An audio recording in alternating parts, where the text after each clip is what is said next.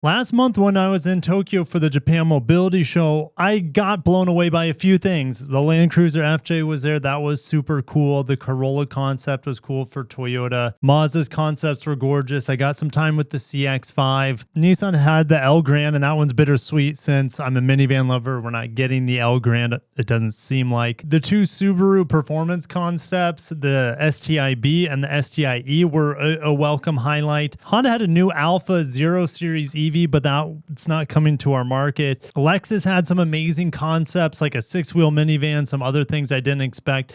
But as much product there was there, I always want more. And there was quite a few vehicles missing from this year's Japan Mobility Show. Now, we'll get reveals of them soon, and some of them will be at the next Mobility Show in 2 years as production models. This video is going to be focused on where the heck are these missing Japanese cars from the Mobility Show, and when can we expect to have them? Like the Lexus IS wasn't available, for example, and I was expecting it to be revealed there. So today we're going to tackle what's going on, where are these vehicles like this Celica, things like that. And if you guys are excited like me, or maybe not, hit the like button. I would really appreciate that. And let's get into the vehicles that were missing from the Mobility Show. So what I have on the screen is actually Best Car. They came up with their own list of cars that they were missing from the Mobility Show, and they gave us actually more information on those missing cars. Now, I also have a few vehicles that and technologies that weren't at the show, which I believe they should have been, but they didn't make an appearance. So let's start off with, Mitsubishi. Mitsubishi, guys, this was the Mobility Show. I was expecting two big reveals, and we got none. We got this Elevance concept, which was like quad motor plug-in hybrid thing that would be super expensive and never sell well. This, my friends, this is the new Pajero / Montero, and we have some more information on it here. They're saying it is now going to be, well, they can confirm that it's going to be built in Thailand alongside of the Triton. So body on frame SUV like the Armada, like the Land Cruiser, and it will be a rival to both of those. Now they will be using a diesel in this, a 2.4 liter turbo diesel that the Triton uses. Now, this vehicle is 100% expected to come to the United States. Now, the problem is we don't use diesels. However, they do mention in this article that they are making this vehicle compatible with like a plug-in hybrid. So this could use an all-new plug-in hybrid system that we haven't seen before, or it could be using that crazy quad-motor plug-in hybrid system that the Elevance was kind of teasing at the Mobility Show. Plug-in hybrid is more likely for the U.S. market than diesel. I think most of you guys could imagine that. Now, when can we expect the Pajero? They say launching in late 2026. A year from now, I don't think it's going to come to the United States until the very end of the decade, unfortunately. Diesel versions will be available everywhere else, and we're going to have to wait, which is a darn shame for Mitsubishi dealers. It's a darn shame for the brand stateside, because the brand will keep fading into even more irrelevance if that's possible. Okay, let's see if there's any. Nope, that's all the information I had from this article. Let's go to the next page. Swift Sport.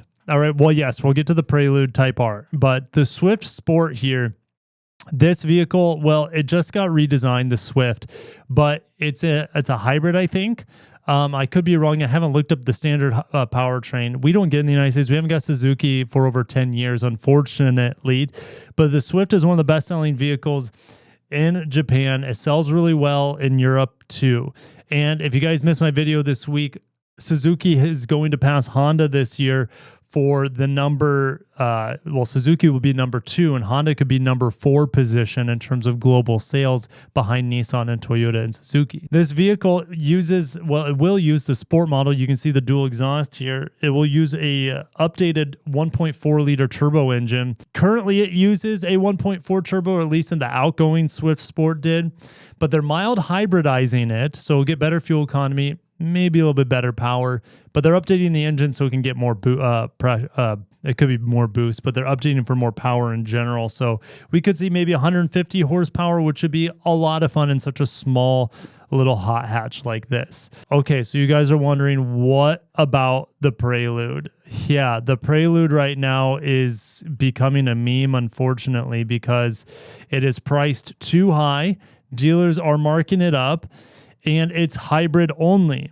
And that's great. Hybrid only is probably best for the masses. But the thing is, this is a niche vehicle. It's a performance vehicle. And to do hybrid only, and while the hybrid performs well for an economy car, it doesn't perform well for a $40,000+ coupe that competes in the same price bracket as things like a 400 horsepower twin turbo V6 Nissan Z that's rear wheel drive. So Honda needs to do two things to this. All right. And apparently they are. So they're saying in 2027, there will be a Type R and a Type S model before that. Now, you might be saying, Kirk, Type S is Acura. How could they Type S this? Well, they could Type S for the Japanese market. The Japanese market doesn't need to use the same branding as we do. Stateside, they don't even have Acura over there.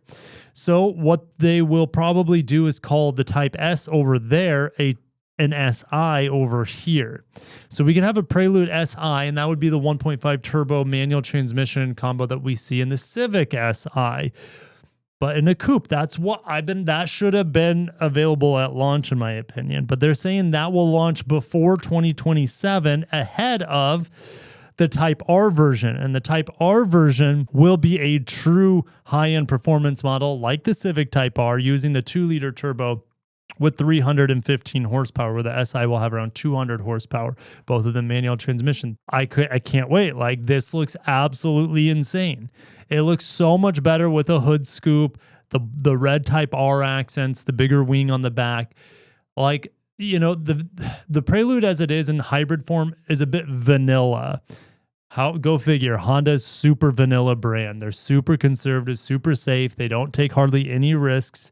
Well, the risk they did take was on EVs, and that's proving to be a big money waste for them, as they just reported their financial results lately. And they're losing more money on EV investment than they are actually on tariffs by quite a bit. All right, by the tune of hundreds of millions of dollars more money lost on EVs than tariffs.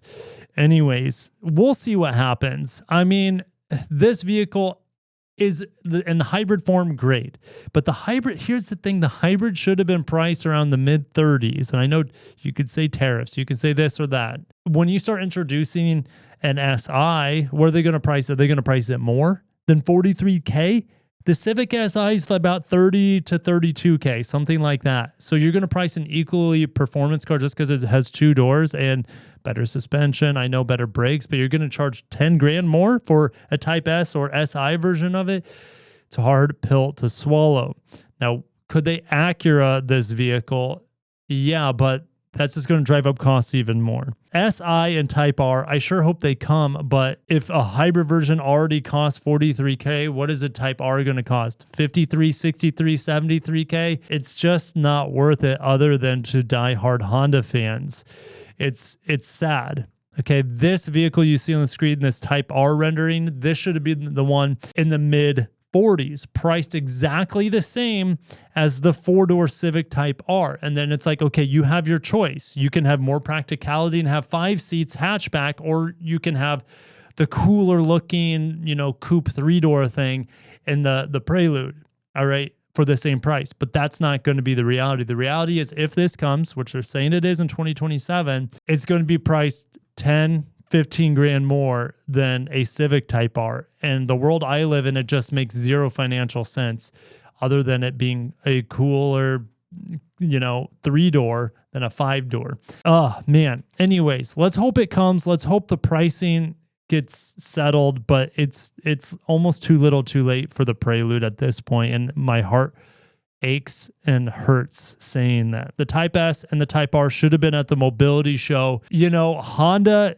teased leading up to the mobility show 2 Preludes underneath car covers. Both of them look like coupes. And it's like, oh my gosh, is this Type S and Type R of the Prelude already? And the Prelude hadn't launched at the time when I was there last month. Prelude had already launched in Japan as the hybrid, right? Now it's just launching here in the United States about a month later. They teased 2 silhouettes underneath some drapes or card covers, and everyone's like losing their mind. I was losing my mind. I'm like, man, this is a perfect opportunity. I knew they weren't going to do it, but they should have. But it could have botched the sales for the hybrid. It's all strategy. It's all strategy. Anyways, we need to keep moving. More sports cars.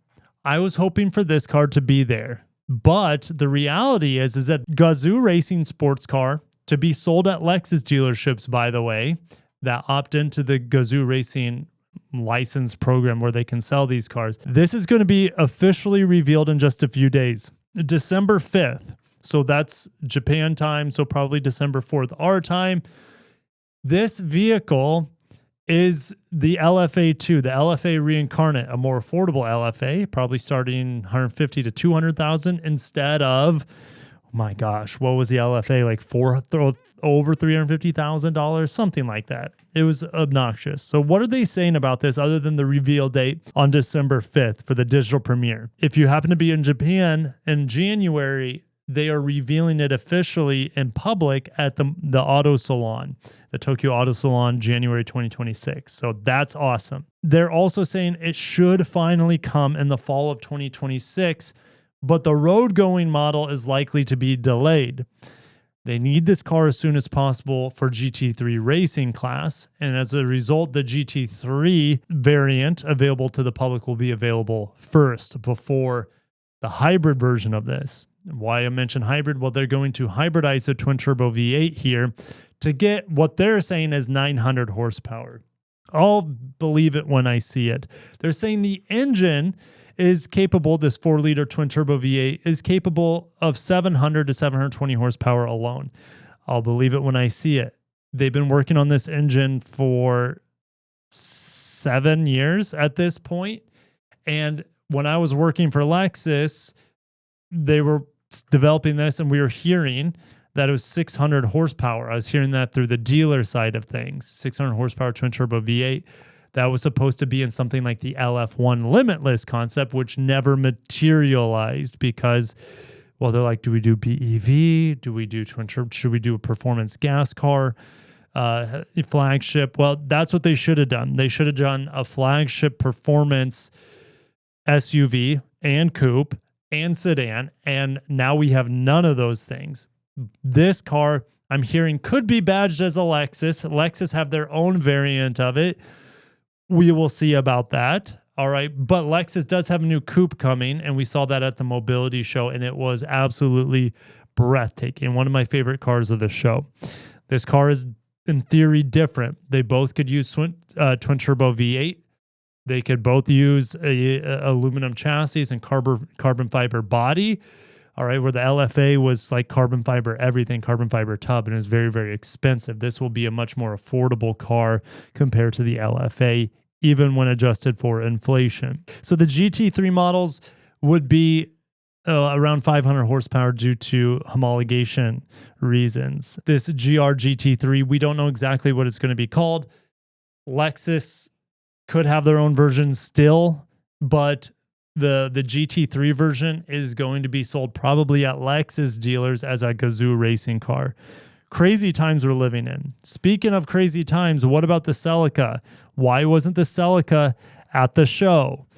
Or for my Canadians out there and other people in the world, the Celica. They're saying it's going to be unveiled at the Auto Salon in 2027. It seems like Akio Toyota wants the Auto Salon to have the debut for the Toyota sports cars. That's why they weren't there at the mobility show. Mobility show is more mass market. Auto Salon is more for enthusiasts.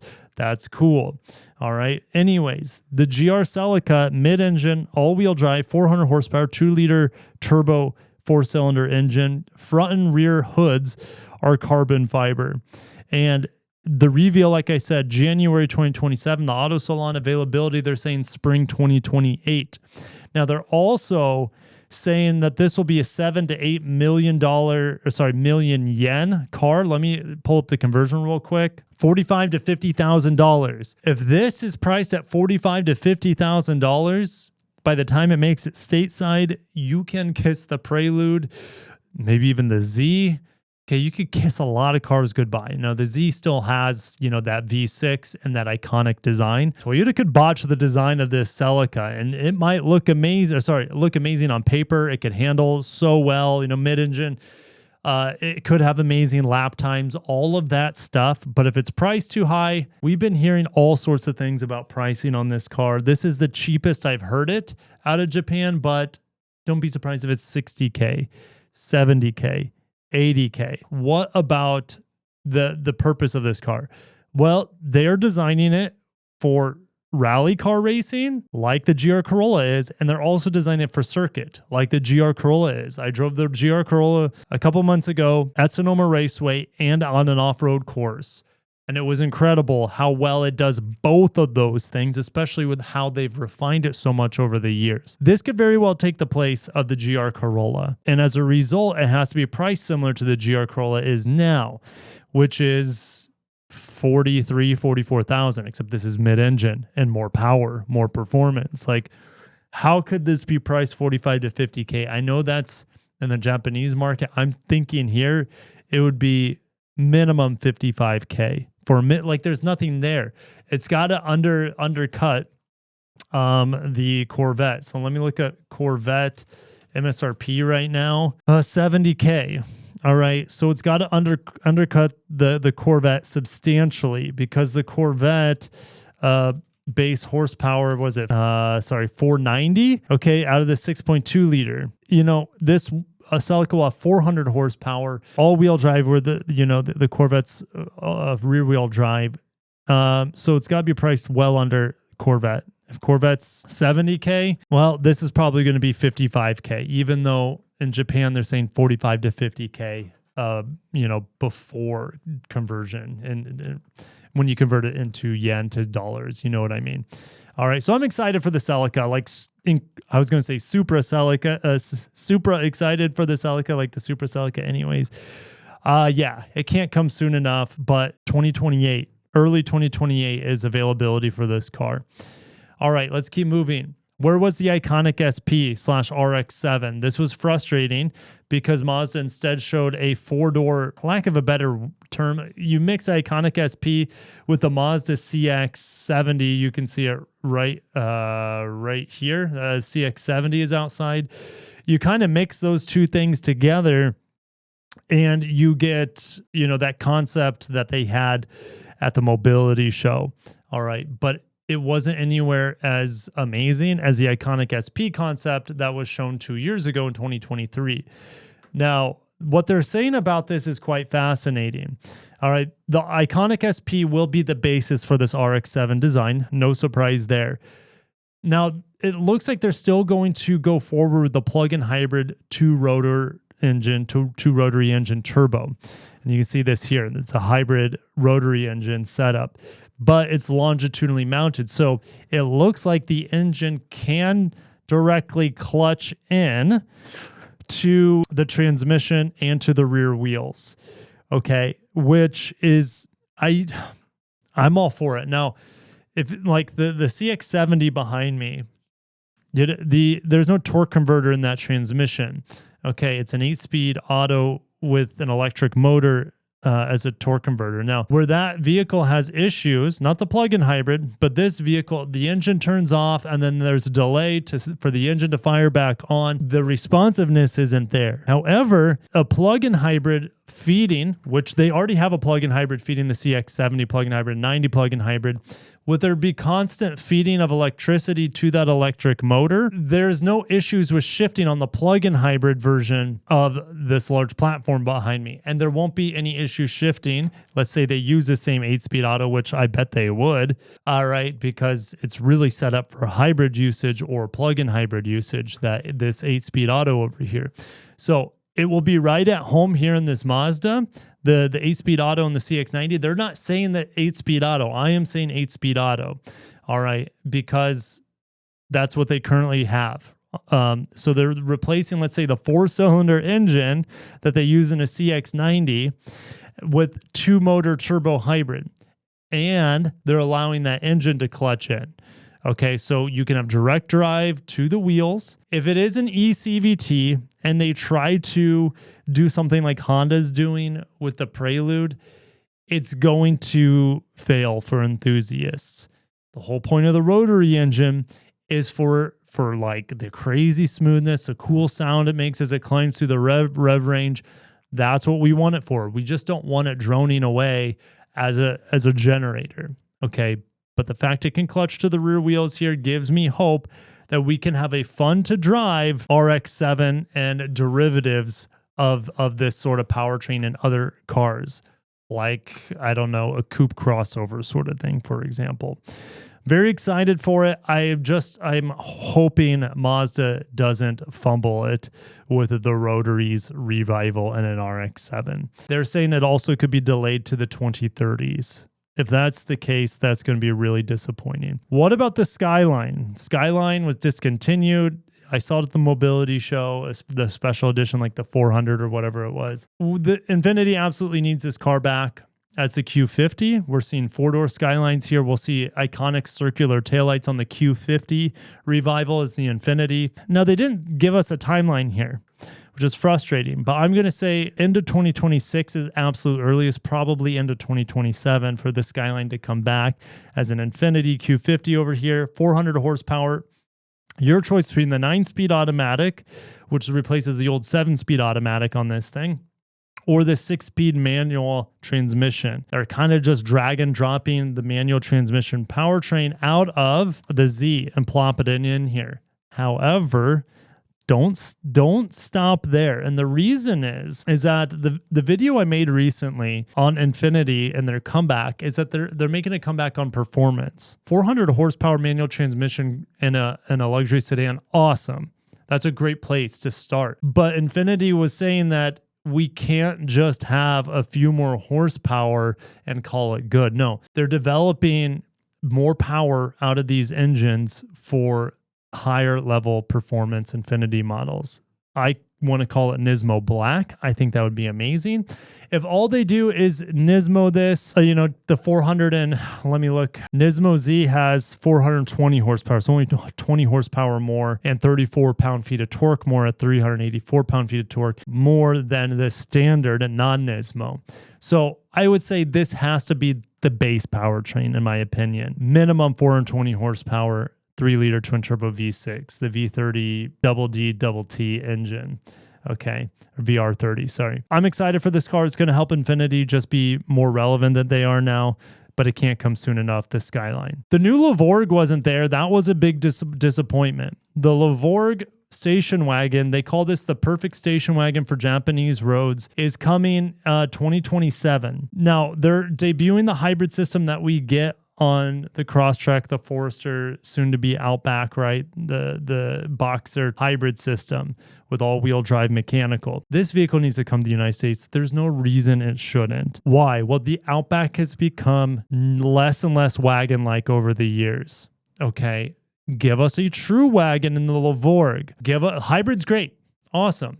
But what we see here is a hood scoop. And they're saying, hey, they're probably going to discontinue the 2.4 turbo. They have STI models of this over there in Japan with 2.4 turbo, but it's CVT. The CVT turbo is better than nothing. It's just programmed so poorly that it's not very fun to drive, at least how it was in the last Outback I drove with the CVT turbo.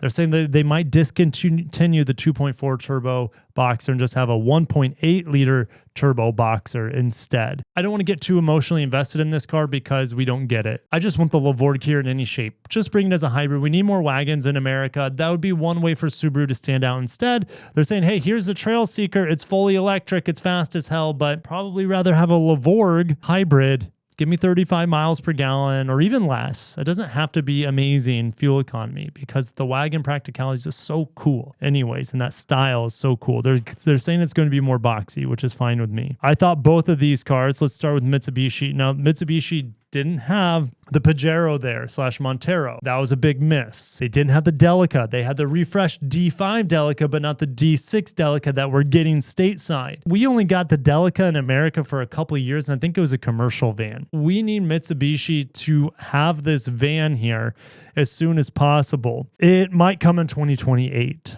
And it's going to be the 2.4 plug-in hybrid that we see in the Outlander, but evolved in theory. Now, they just updated that plug-in hybrid for the Outlander. I think it's 22.7 kilowatt hours up from the 20 kilowatt hour battery that they had previously or something like that. And it has 300 horsepower, which this would be awesome. 300 electric horsepower would be amazing in this van. Mitsubishi's all-wheel drive controls really, really good on their plug-in hybrids. I want this vehicle here like 3 years ago. Fortunately, we're still waiting on it. So I was hoping we would see it, but since we didn't see it, we're unlikely to get it anytime soon.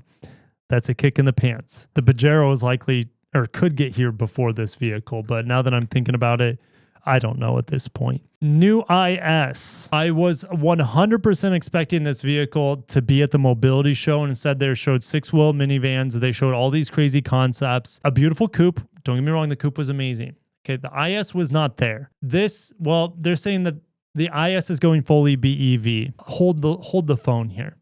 The IS can't go fully BEV in the United States. It would completely flop. They just need to continue the current IS and maybe give it some updated powertrains. 3.5 liter V6 is great, but I would love for it to have the new 2 liter turbo with 400 plus horsepower. I think you guys would like that too. What they're saying about this, based off the LFZC concept, you have gigacasting, software defined, 600 miles of range. They're aiming for dual motor, single motor, rear wheel drive, or dual motor, all wheel drive.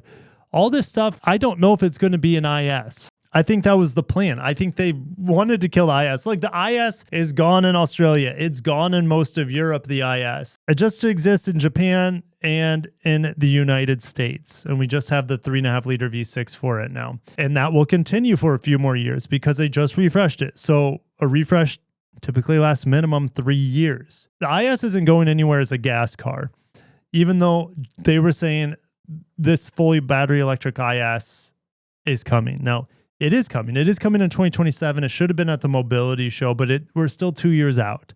So I get why it wasn't there. And lastly, the last vehicle that wasn't at the mobility show was the Hilux. It would have been fun making a video on the Hilux. You guys love trashing on the design on it. I don't mind it. You know, whatever. It is what it is. It's a truck we don't get in the US. You can get it with the 2.4 2TR engine, the naturally aspirated 4-cylinder that we had in the old Tacoma. You can get it in that with a manual in certain markets. You can get the new 9th gen Hilux and mild hybrid turbo diesel 2.8 liter. You can get it in fuel cell, and you can get it in battery electric. And battery electric would be a very popular choice in Europe, obviously. It would have been amazing to see the new Hilux over there. My videos on it, and when I collaborated with David, we would have loved to see the new Hilux, but I think it might have been revealed after the mobility show, if I remember right. So it is what it is. All right. It's not really for Japan, this car.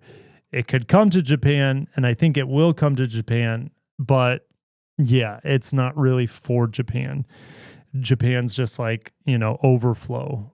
Europe, Australia, Southeast Asia, and this will be built, I believe, in Thailand. What vehicles were missing for me? Well, let's go back to Lexus here.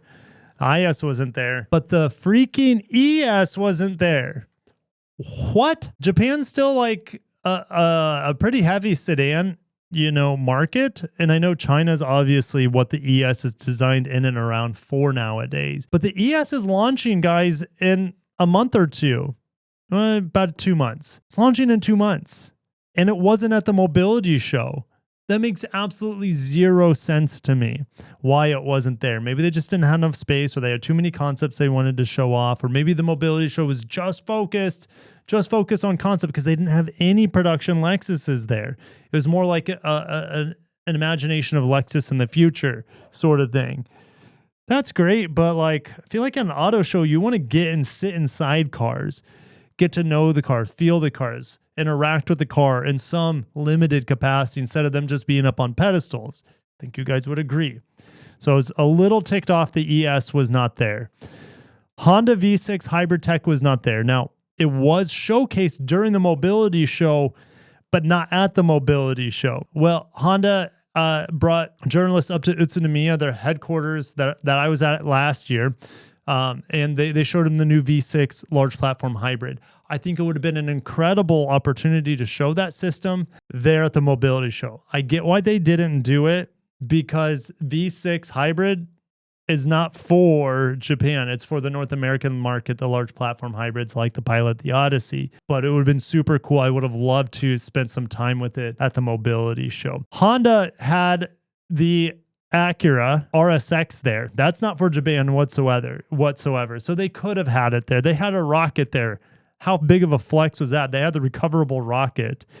And their motorcycle showing was pretty good there too, Honda.